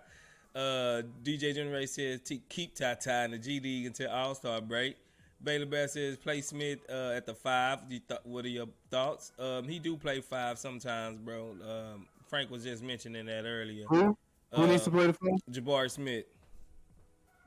Yeah, he can play in spots. I think this was a good 5 game because Capella didn't play, and Atlanta was kind of small today, so he could play it in spots. And I think to close out lineups, if they're gonna switch, if they're gonna play him in a drop, then it's kind of dumb. But yeah, I can see it. I mean, but not all teams. He can't do that against like the Milwaukee, as we saw.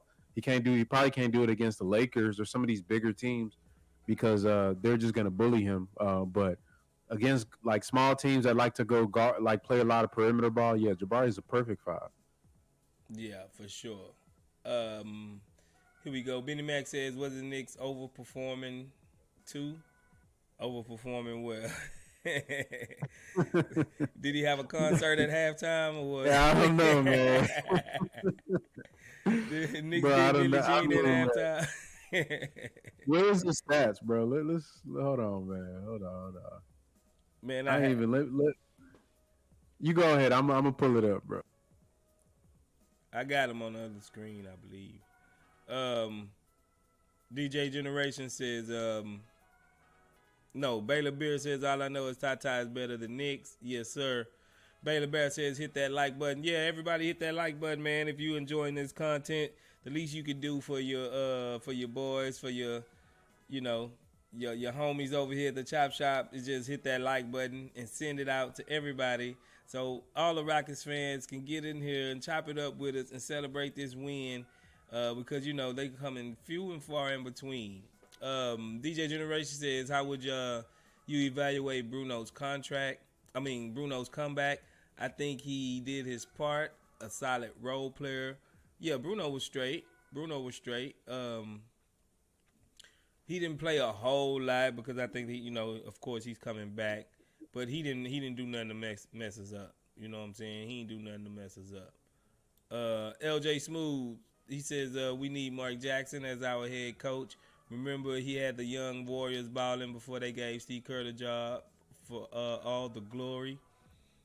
Yeah, but it's almost just a different type of league right now, though, bro.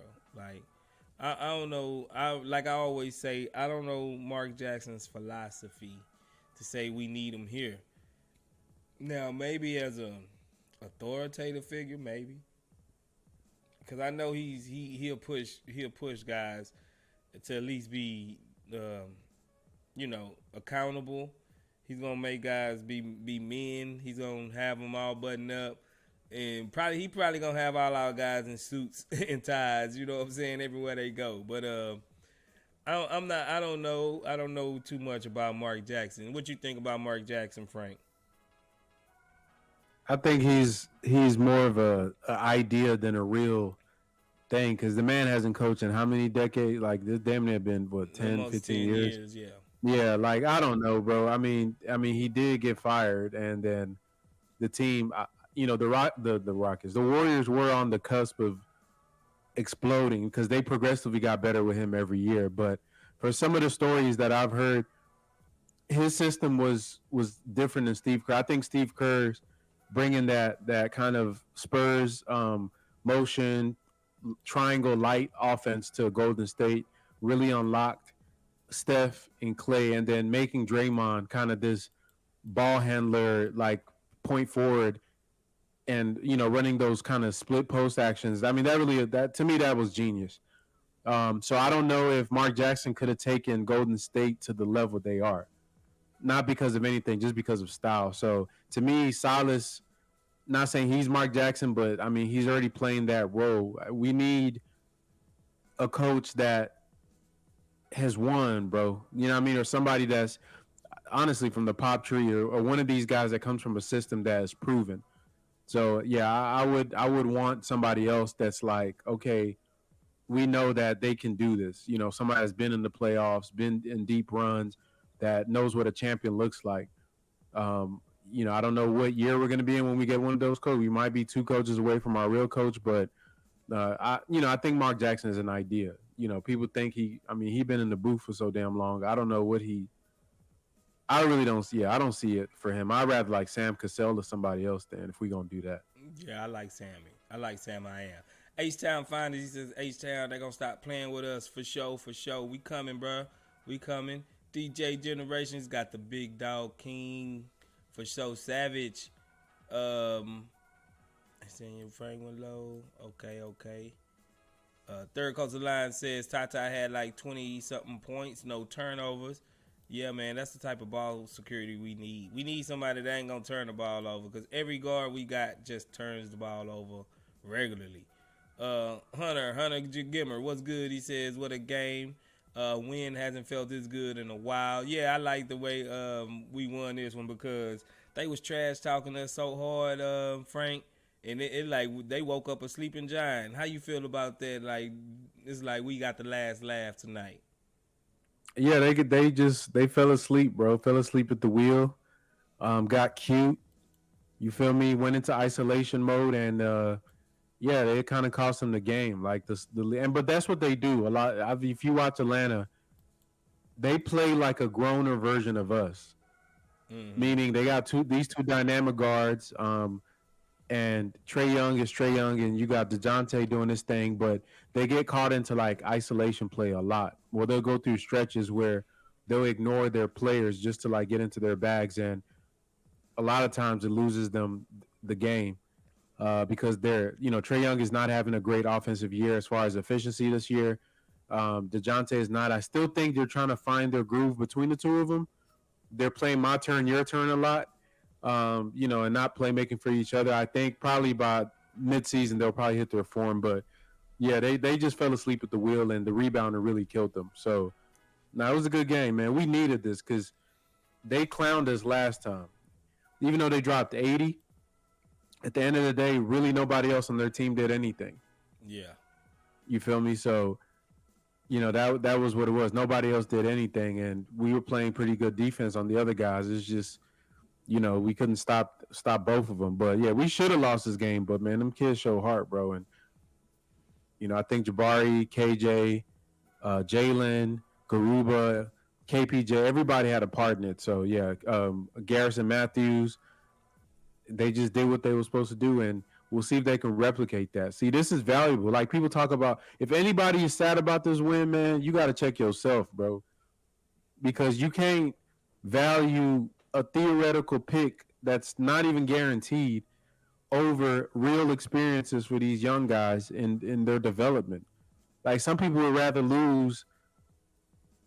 Like, if they win, they win. If they lose, they lose. But if they win, y'all shouldn't be like, man, we got to win.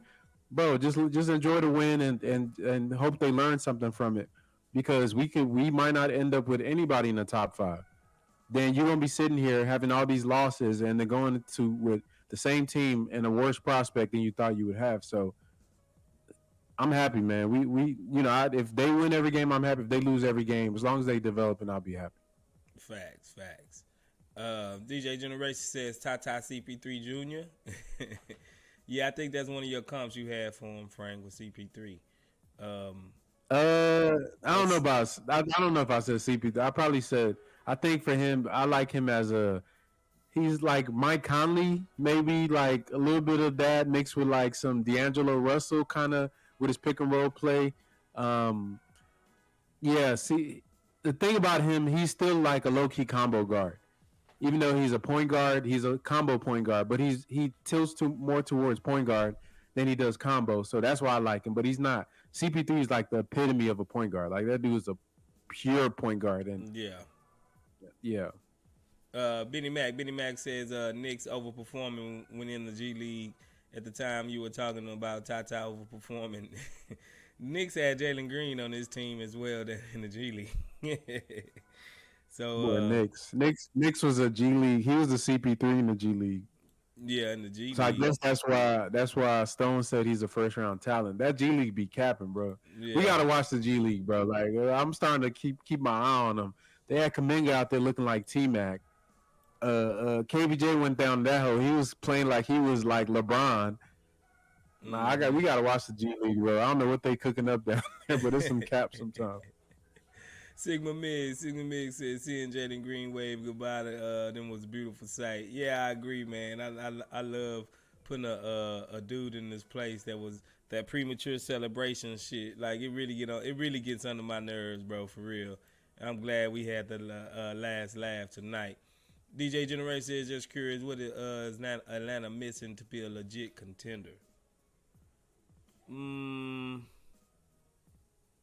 Which man, I think they kind of need a stretch five. I don't. What you think, Frank? You said what did the Hawks need? Yeah. Man, that's a hard question because they've had some good teams in the past few seasons, and honestly, I think they need some wings, bro. Probably like their best shot was pairing Hunter and Reddish, and if Cameron worked out, that would have been a great kind of like a combo of two wings to put around Trey. I wasn't super duper high on getting Murray with him because I felt like for Trey, even though Murray is a good like defender, the shooting and some of the other stuff just kind of is funny. For a small guard, you need to really surround them with plus defenders, looking like the Warriors do with Steph. You know, like most of their lineups, everybody is a plus defender except Steph, and even Steph is a decent defender now. So I think that's the model, and then the system as well, bro. The system he's playing in is pretty much like pick and roll isolation, which is what, even though they run a little bit different than what we do, that's the vision of what like Coach Silas wants us to run. And to me, those type of systems are really hard to win because in the playoffs, it gets really, really hard to dominate over these great defenders every single game in the series, rather than when you have a entire team-based system that utilizes everybody's talents on the court. So they probably got to get a new coach, bro, and they probably got to get some like better defenders around Trey Young. And build a team that's like makes up for all his weaknesses instead of just some random parts. Like John Collins, he's a good defender, not a great defender. You feel me? I think Capella is a good pick, but they need another big that's more dynamic than Capella. Maybe to pair him up somebody like a Draymond. I think Draymond would be a great player for in Atlanta actually. If he ever left Golden State, that'd be a great place for him. But they just need more plus defenders and build around that team, and their bench needs to be a little better because they kind of trash right on the bench right now. But yeah, man, they in it. They in it. I think that class of play, even Luka, the same thing, bro. That type of offense is really hard, bro. When you got one guy that got to drop 50 for y'all to even have a chance. Yeah, they got to do everything. We seen it with Harden, bro. Enough said. Third Coast of the Line says, that's what I see, Mike Conley. Hunter says, yo, I take Mike Conley and D'Angelo Russell's baby any day of the week. DJ Generation says, you think Tata could study with CP3 in the summer? Maybe. You never know. You have to ask him. Jehovah, what's good? Jehovah says, Usman with the full court pass Yeah, that was an on time pass right there, Frank. I like that. I like Garuba, man. He can pass the ball. Yeah, dude got IQ, man. He a baller. He a baller, and I said somebody Bruno was the worst plus minus in the game. It wasn't nothing about his fault. It was just like we were getting cooked, for the first half of the game when he was in, and then they basically just benched him for the rest of the game. And Usman and Jabari played the five. It wasn't nothing to his doing, but the problem with Bruno in theory, not him as in a vacuum, is that when he's not a lob threat, what else does he do? Yeah, and that's really the issue. Like if you're not picking and rolling with him, it kind of stalls the offense, and that's the difference between him and Şengün. The question people ask is, this is what I ask is his defense good enough to offset his limitations on offense, and is Şengün's defense bad enough to offset his positive aspect on? Is his defense bad enough to offset his offense? Mm-hmm. And if I looked at it in the net differential, I give Şengün the nod because I feel like his offense and his passing is way more dynamic and adds more to the team than Bruno's defense, because we were getting cooked with Bruno on the court. Because once again, the problem was never like just the center. When our perimeter defense is horrible, because our guards go under when they're supposed to go over. They go over when they're supposed to go under. Mm-hmm. They're guessing on their switches, all this stuff. So, he a good backup center, and I think that his contract is good. And I think in certain matchups and spots he's good. But if that's who you want to rely on night in, night out, man, I think we're going to be disappointed, bro. I think, honestly, Garuba probably has a better case to start than him at this point. But, that'll probably be a different conversation. But, yeah, I think Garuba played a hell of a game, man. I'm really impressed with him. Yeah, me too. Third Coast Line says, I think the Hawks just need more depth. Yeah, like you were saying, need some more wing depth for sure. DJ Generation says Garuba looking like a stud.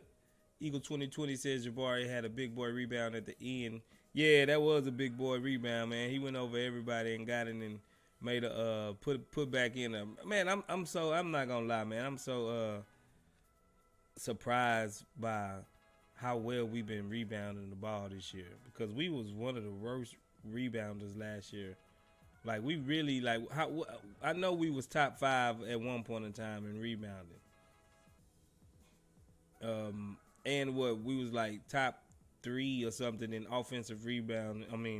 Offensive points off the rebound, like second chance points. And we had 31 tonight. Yeah, we had a lot, and I think we were leading in offensive rebounds when I checked it like a week or two ago. But let me see. So right now, we're third in the league. I don't know if it counts this game in rebounds overall. So we're third behind Memphis and Milwaukee, or Milwaukee and Memphis. Milwaukee's number 1. We're third behind them. So that is huge, and you can attribute that to Tari, Jabari, and Garuba, and just the committee rebounds. Like these dudes is just on it. So to me, that's actually a great sign, because it shows that we have an identity. Yeah. So that's one thing we can hang our hat on, is that we don't get them boards, and that's a good sign, bro. I'm actually happy to see that for our team, that we actually got something like that cooking. So that's really, really good to see. For sure. DJ Generation says, so we need Şengün and Bruno to fusion Şengüno. That boy want to fuse everybody together, man. Well, that'd be a super player, bro. A dude that could rim run, one of the best ISO post scorers, could pass. Yeah. Who is that? Damn, that sounds like some King type. That boy Elijah won again. Yep. For sure. DJ Generation says Rockets killing offensive boards. Rob Cortez, what's good, Rob? Appreciate you for joining us over here at the Chop Shop, man. He says, man, that was a fun game. So glad Trey and Murray started talking. I like seeing Jabari mix it up, but I wanted to see how he respond after that. I love his response. Dude is going to be the guy. Yeah, man. I think he's on the same level you is with that one, Frank. Jabari got it. He got that it. He got the intangibles. He got the. That's one of the ones I think he got the intangibles. Like I'm still out on Jalen Green on the intangible part, especially that dog. I want to see them have that killer Jordan Kobe instinct dog in the fourth quarter. Like, just give me the ball and move the hell out the way. That's what I want to see from Jalen. I mean, he gonna have to take it, bro. He gonna have to take it. The day he do, then we know he's arrived. But I think he still defers to Kevin Porter, um, and maybe that's that big bro, little bro thing. But yeah, when he's ready to take that, it's there. He just got to take it. But Jabari, I think Jabari is ready, like for any situation, and I like his mentality, man. I like how he just is so fiery and passionate about even every shot he hit, bro. This dude celebrate like he Yeah. like he just won the finals, bro. I think he's Every just happy rebound, they're going in now. yeah, I know. He's just happy to see them go in, but yeah, he cool, man. Yeah, I'm excited about him. I still want to see him and Tari play more together. There was a couple minutes where they played together. It was him, KPJ, and Tari, Jabari, KPJ, and Tari on the court, and the Hawks were trying to run their little sets on him, and they kept on like trying to switch off, and you'll switch on. I think it was Trae Young, KPJ, hassling him, switch off, but Jabari there, all 6'11", just spread out, just ready to guard. Then he'll switch off to Tari, KPJ, Jabari, like he couldn't go nowhere, bro. Yeah. And I was like, man, that's tough.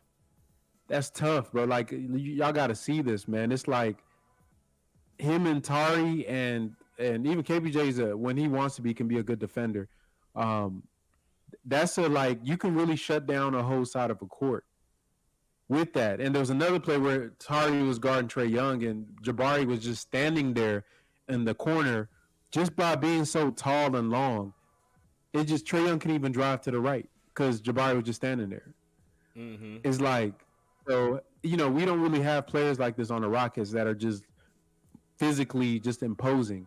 We usually have the undersized guys and the shorter guys, but I can see why like Milwaukee tried to do the experiment when they had all them 6'11" dudes, or why Toronto does it, because it really makes up a lot when your defense, if everybody's in a stance, you just block off the entire path to the basket. Yeah. And even one thing else, our backcourt, we look bigger than than Trae and whatchamacallit. Like KBJ is a big dude, man. He was taller than he's taller than DeJounte, and he's like bigger. When I seen him stand next to each, I'm like, damn, KBJ, he's like he a little swole. Like, you look at him, you're used to looking at him, but when you look at him compared to other guards, he's a big guard, man. That's a big dude. Yeah, he is, bro. He is. And he actually lost weight because he used to weigh about 225, 230 almost. Yep. So, yeah, he lost weight. Jay Smooth says once Jabari put on some muscle and develops, he's going to be a problem. Yeah, I think that's all he missing is a little muscle. Once he gets some muscle and he can move some people, Jabari going to be fine, bro. Like, I'm real encouraged by Jabari these last two games. For real. Like, he's starting to put it together. Third Coastal Line says guards definitely need to go over the screen and force the shooters off the three-point option, pushing them into our paint defenders while collapsing the defense to guard the passing lanes. Yeah, I mean, something about superstar guards, they just lick their chops when they come in. I guess kind of the style of defense we play, like with the drop, it's a lot of those teams we can't play that defensive coverage on. That's why I was surprised they was having Jabari even play it when he's more of a point of attack type guy. Like, and we seen him, like you were saying, when he got switched on to Trae Young just passed the ball. He was like, nah, you take it, DeJounte, because I ain't getting past these long arms. Kind of like what Ben Simmons did to him in the playoffs. Third Coastal Line says, no, that was Hunter Jim. Hunter Jim says that's Shaq. No, nah, Shaq really couldn't shoot. So,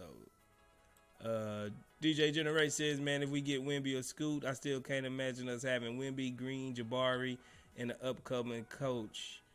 I mean, yeah, that's kind of. I think if we get Wemby or Scoot and put them with Green and Jabari, we gonna be on our way. We should be solid, bro. What you think? Yeah, I mean that'll be the vision. I think if we get Scoot, then I'd be willing to see what Silas can do. I think if we get Wemby, I'd want a different coach, just because, like I said earlier, I've never seen 5 out really cater to a big, because they're always secondary to the ball handlers. But if we get a Scoot, I'm actually would be willing to see what Silas can do with him, because I know that he can if he had the right like parts, he could probably redesign like an offense that's really really cold. And I don't know about the defense, but I know that we would have one of the best offenses in the league with a guard that could facilitate for the entire team, see the entire floor, make every pass, can shoot, can drive, can like has the nuances to play the point guard. And I think Scoot is a one of the top prospects to, as a guard coming out probably in the last maybe 5 or 6 years. Um, if we get a Wemby, I can't imagine what I think he would have to change his whole style. And to me, like it wouldn't be true. Like I need a coach that can maximize because Wemby is such a talent that you're gonna have to like cater to him. And I don't know if Steven Silas can ever cater to a big, because Wemby is a big. No matter how many step backs he can hit, no matter how many hezzy tweens and the fadeaways, like bro is a big. That's a big. He's 7'4". He's gonna be a big, and he's gonna be dependent on guys like Knicks and Kevin Porter and Jalen to get him the ball. And that scares me. So if we get a Wemby on this team, bro, I kind of want to. Okay, I need somebody that's going to run the system that's more complete and not so perimeter oriented. Because Wemby should be a 3-level scorer. That's at the rim, in the post, and then on the 3-point line. And I just don't see that. If they did it, they'll do it like as a throwaway. Like, yeah, let's get Wemby a couple of like I don't need that, bro. I need the offense to be fluent, that he can get his shot anytime during the game. Same thing for Jabari. So if you got Jabari and Wemby, bro, y'all know how sick that is defensively. Yeah. Oh my God, as a 4 and a 5 combination, bro, that'll be unfair, bro. Twin Towers, clamps, Twin Towers, shooting. Yeah. I mean, what you want, bro? They can give it to you. They can guard the perimeter, protect the inside. You talking about probably going to be high 30s, low 40s, 3-point shooters. Wemby got a bag. Jabari going to be in the post shooting over guys like they ain't even there. I mean, you can't really go wrong with that, bro. Like, yeah, that'll be special. Then if you get the scoot part of it, is like you get a guard that really will fix a lot of stuff on the team, like right now. If Scoot was on this team right now, we'd probably be like, maybe 10th or 9th in the West, because a lot of our issues come with organization on offense, and he would fix that immediately. The defense still, different story, but yeah, so either one is good. I mean, there's some other guys out there that would help the team out. Obviously, one of the Thompson kids would be good, but, I'm not super duper like high on them as far as like impacting the game like immediately. They'll probably be a project. There's some good role players that we could pick up. And then I think the next move would be to get a free agent to fill some of those roles that we actually need help in, like backup point guard or starting point guard, and a center, maybe a backup or a starting center. So, yeah, but, I think Wemby would be ideal, bro. But we don't know, man. I don't know, because the worst team usually doesn't get the first pick. Facts. And so... Third Coast Alliance. Appreciate the $5 super chat. Appreciate you. He say, well, that's a win for me. I'm signing off, fellas. Stay blessed. Appreciate Third Coast Alliance, and hope you hope you had a good holidays and Thanksgiving. Don't eat too many leftovers. You know what I'm saying? And appreciate you, man. Have a good night, man. Appreciate the $5. Like always, bro, it goes a long way over here at the Chop Shop. Here we go. DJ Generation says, OKC trying to have all 7-footers too. I don't want OKC to get Wemby, man. I just don't want them to give him to somebody else, not OKC. But one thing that is really gonna might throw a whole monkey wrench in it is the Lakers being bad. Cause the Lakers being bad, man, like they might end up giving the whole old Wemby to New Orleans. Can you imagine Wemby in New Orleans with them with Zion? Oh man, Yeah, that would be nasty. That that would be nasty. that would almost be unfair with him, Brandon Ingram, Zion, uh, McCollum, Herb Jones, bro. That'd be just a nasty team, bro. Yeah, that would be nice. I think OKC would. I mean, I don't know between OKC and Houston. If I was like stepping out of like NBA, like as a Houston fan, I wouldn't really want him in Houston. Like honestly, just from a pure basketball, because I don't feel like we'd be able to maximize him to the best of his ability. I'd really want Wemby with like Pop, honestly, like something like that, because he's such a talent. That's why I'm saying like if we get him, I kind of want to. We got to almost get a new coach because he's just so dynamic. You got to go get somebody that know what they're doing. Like we don't have time to experiment. You can't get like one of these guys that come once in a lifetime and be bull spitting around trying to like figure stuff. Like, bro, you got to go get. You got to pull out all the works for it, or you're gonna have a case of LeBron on your hands where he got to leave somewhere to go get a ring or whatever. So or AD type thing. So yeah, like the Rockets. I mean, this season they've been showing some good things, but I'd like to see more good things because I don't think there's a switch you can turn on to be serious just over a summer.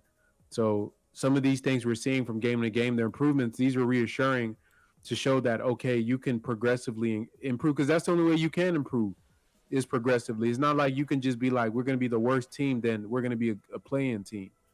If you're going to be the worst team, your next step is to be not the worst team, which probably means you're not making the playoffs, but you're just not the worst team. Then when you're not just the worst team, the next step is let's try to make a plan. When you try to make a plan, next step is playoff, and that's 4 years, bro. So, and by then, 4 years from now, guess what? All these rookie contracts they running out, so you got to break these kids up. Mm-hmm. You can't pay everybody. Jalen gonna want a bag. Maybe you got KPJ, he want to re-up. Jabari gonna want a bag. Maybe Şengün want a bag. Tari might want a bag. KJ might want a nice little contract, little 19, 18 million. Yeah. So regardless of how y'all feel, man, there's the timeline. It's artificially imposed, but it's real. The draft pick situation, the contracting situation, all these things point at that they really have to start being good next year and start to win to maximize all these. Like it's not common for a team to draft all these dudes in the first round. Like we got like damn near 7 first rounders. Yeah. Then we're gonna add 2 more next year. Come on, but yeah, we got to get it. We got to get going fastly. Mario Gonzalez says Lakers are picking it up, 1-4 the last 5. They will make the playoffs, barring any injuries. Don't think their draft pick will be particularly valuable. You might be right. Maybe they just old and they gotta stretch out their legs a little bit to get them under them. But I don't know. I'm not putting them in the playoffs just yet. They did miss the mark last, but I am gonna say Anthony Davis been looking good though. Anthony Davis been looking good. Harlan St. Clair says facts. DJ Generate says that's crazy. A team of first rounders. Yeah, bro, we got a whole starting 5 of first round picks we could, line up out there easily, and a couple of bench players. But yeah, we're gonna get ready to go ahead and shut this one down since we got one we're gonna have to do tomorrow as well. We're playing I gotta slip my mind. Who we playing again, Frank? It just slipped my mind. Oklahoma City. Oklahoma City. Yes, sir. SGA. So, you want to take a prediction on that game, Frank? You think we're going to win or lose that one? I think that we have a good chance to win. OKC, we usually match up with them well. I think if Şengün plays, he'll be very impactful because they really don't have a body type to guard him. So that type of game is a good Şengün game. If we had a more cohesive system, they could really just spam his posting up and do a lot of kickouts from inside out. I think that Bruno should be able to, even if he plays, he'll have a good game. They don't really have like great rim protection there. Um, as far as Jalen, I think Jalen should be able to eat.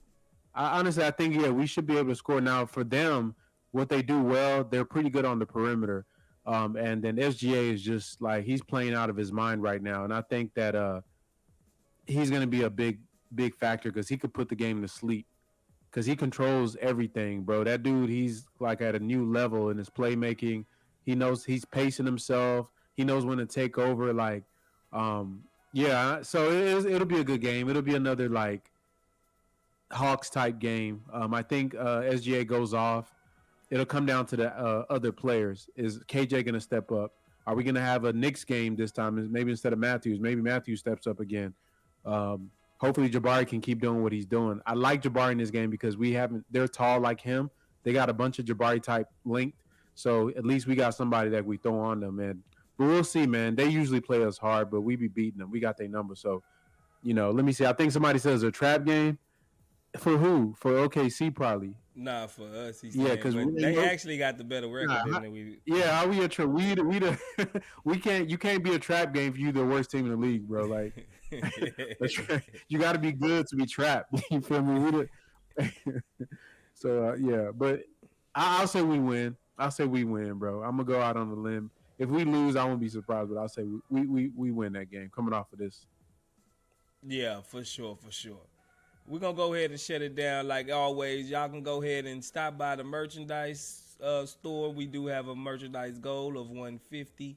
We up to 118. So with all y'all help, we can get there and reach all our goals over here at the Chop Shop.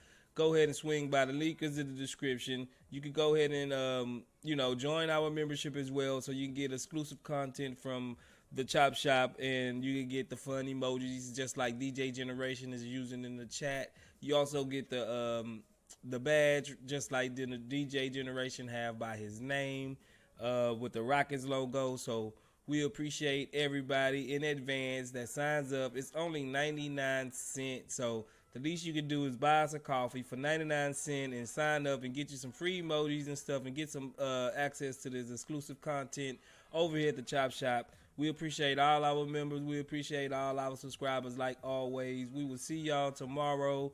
I will be doing a pregame chop up. I'm not sure if Frank will be there with me, but I will be doing one probably around about the same time I did one today. And yeah, just like always, keep supporting us. We're going to keep bringing you this fire content. You have anything to say before we get out of here, Frank? Nah, I got my JG4 t-shirt, man. I don't know if y'all have checked out the store. Like I ordered a t-shirt when we opened up the store. This is good stuff, man. I'm not even capping. Like the shirt space, it looks really, really good. I love the design on it, and we got some more designs coming out. But y'all check it out, man. Y'all check out the store. There's some dope shirts and merchandise on there. But shout out to everybody for coming through, showing love. Appreciate y'all. And yeah, man, go Rockets. For sure. Appreciate everybody. Let's get it, and we'll see y'all tomorrow.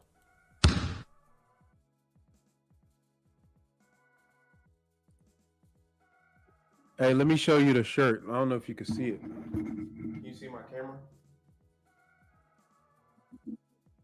Okay.